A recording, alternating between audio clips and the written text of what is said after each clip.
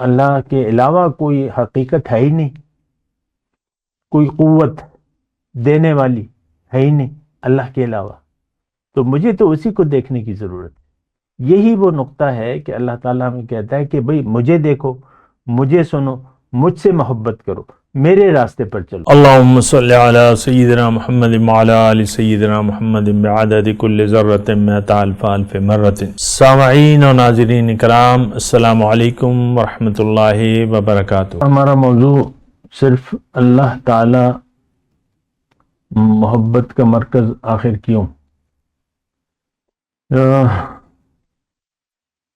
یعنی مطلب یہ ہے کہ صرف اللہ تعالیٰ سے محبت آخر کیوں؟ تو دیکھیں، ہماری دنیا میں ہم جو بھی کام کرتے ہیں اس کی ایک وجہ ہوتی ہے، اور وہ وجہ یا اچھی ہوتی ہے یا نہیں ہوتی وہ ایک الگ مسئلہ ہے، لیکن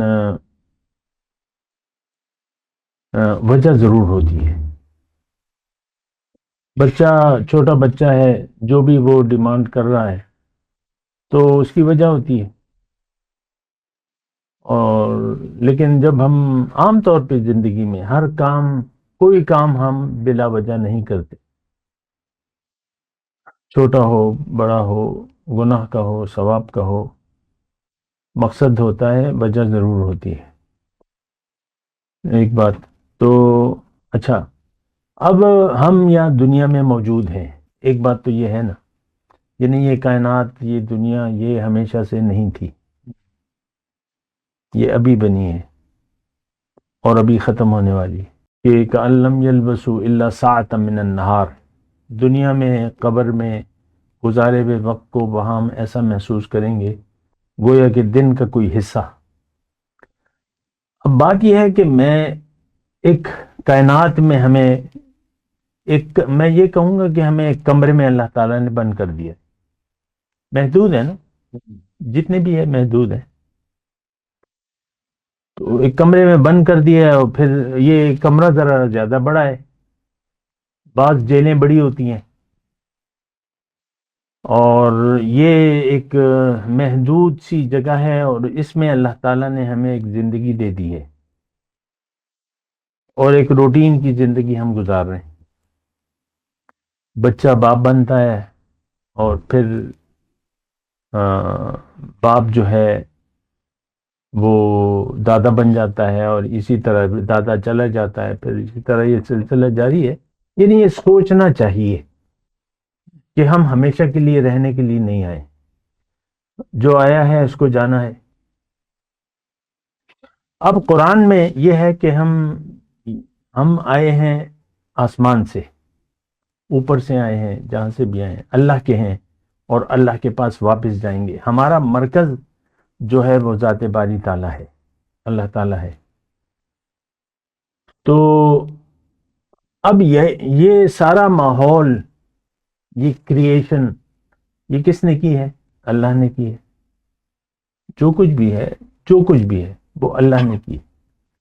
اس وقت میری کپ میں قہوہ ہے، قہوہ کس نے بنایا؟ ہر چیز چھوٹی ہو بڑی ہو، خالق اللہ ہے اس کا۔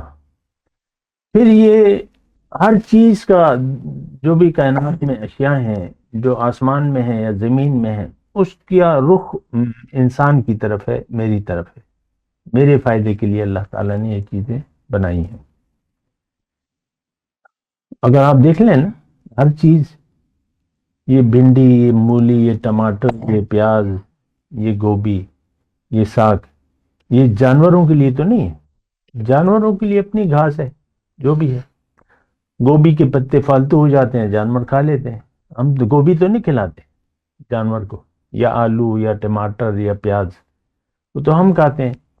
ہر چیز، دیکھیں، یہ محسوس کرنے کی، ہر چیز ہماری خدمت کے لیے اللہ تعالیٰ نے یہاں لگائی ہوئی ہے۔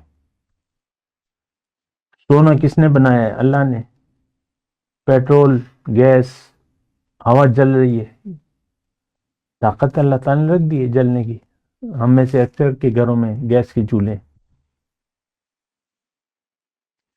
تو کریٹر اللہ ہے، خالق، اور ہر چیز ہماری خدمت میں لگی ہوئی ہے۔ ہماری جو جسمانی قوتیں ہیں یہ کس نے دی ہمیں؟ اللہ نے دی ہیں۔ یہ دو آنکھیں، الم نجعل لہ عینین ولسان وشفتین، کیا میں نے اس کو دو آنکھیں نہیں بنائی ہیں؟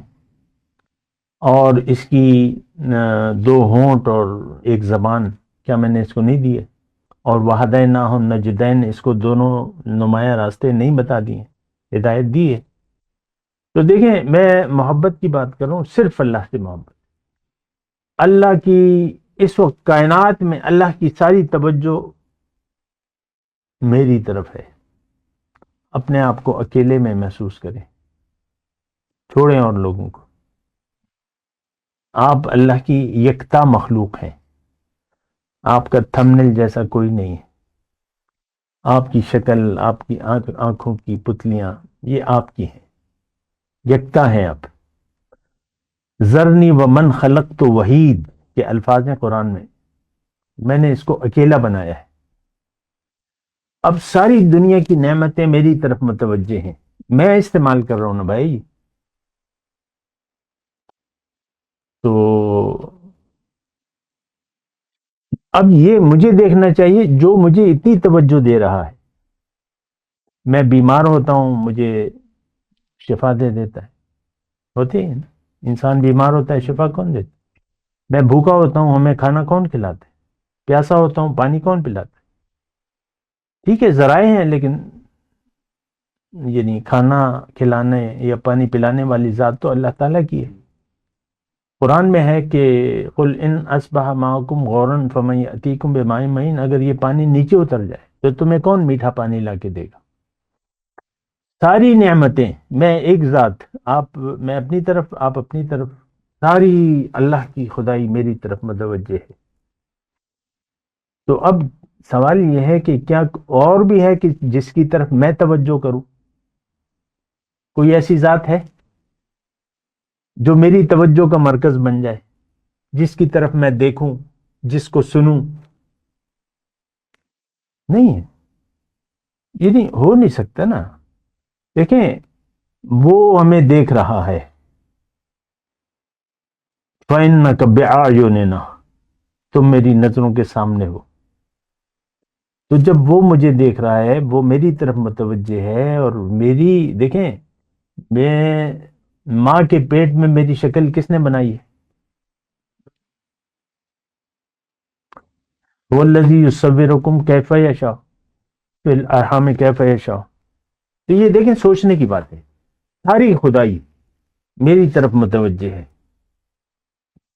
اور اس وقت بھی میرے جسم اللہ کے قبضے میں ہے۔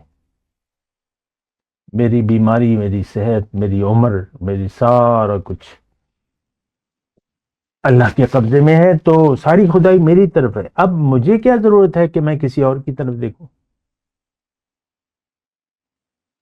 اللہ کے علاوہ کوئی حقیقت ہے ہی نہیں، کوئی قوت دینے والی ہے ہی نہیں اللہ کے علاوہ۔ تو مجھے تو اسی کو دیکھنے کی ضرورت ہے۔ یہی وہ نقطہ ہے کہ اللہ تعالیٰ ہمیں کہتا ہے کہ بھئی مجھے دیکھو، مجھے سنو، مجھ سے محبت کرو، میرے راستے پر چلو۔ کوئی اور ذات ہے نہیں، کوئی اور حقیقت ہے ہی نہیں ما سوی اللہ کے۔ تو یہ ایک وجہ ہے کہ ہم یہ یعنی یہ پیغام ہمیں اللہ نے اپنے رسول کی طرف دیا ہے کہ بھئی تم دوڑو اللہ کی طرف، اللہ کو مرکز بناؤ، اللہ کو منزل بناؤ، اور اس کے راستے پر دوڑو۔ وَفِرُّوا إِلَى اللَّهِ، بس یہ سادی سی بات ہے۔ اللہ مجھے دیکھ رہا ہے، اب میرا رخ بھی اللہ کی طرف ہونی چاہیے۔ تو جو مومن ہے وہ زبان حال سے کہتا ہے کہ انی وجہت وجہیہ للذی فطر السماوات والارض حنیفا وما انا من المشرکین، میں نے اپنا رخ پھیر لیا ہے اس ذات کی طرف